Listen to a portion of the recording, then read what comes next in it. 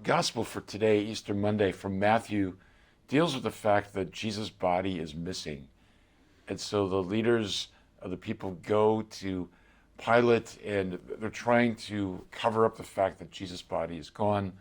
So they spread the rumor that his apostles snuck in the middle of the night and took his body.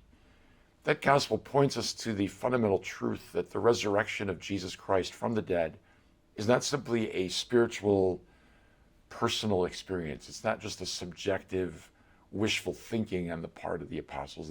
Jesus actually rose in his body from the dead. There's a incarnational, fleshly reality to his resurrection.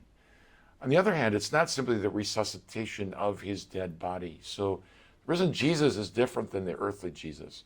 He appears and disappears at will. His friends don't immediately recognize him. There's something qualitatively different about the risen Christ.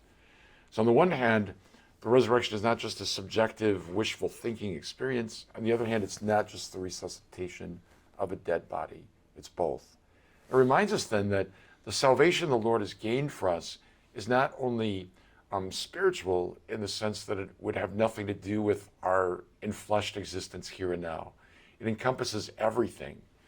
And that's why the Catholic Church does more for education, more for prison ministry, more for healthcare, more for caring for the poor than any other institution on the planet. Because we see ourselves as the servant of the human person who now has gained victory over the power of sin and death.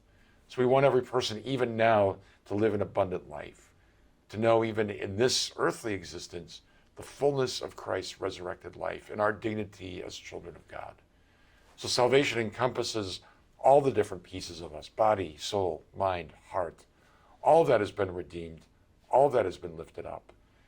And all of it points us to the fact that the tomb was empty and the stone was still in place when the women came. So the stone is pushed away, not so that Jesus can get out, because he already was out. Stone was pushed away so that we could go in and see the empty tomb and realize that, yes, indeed, the Lord has been raised from the dead.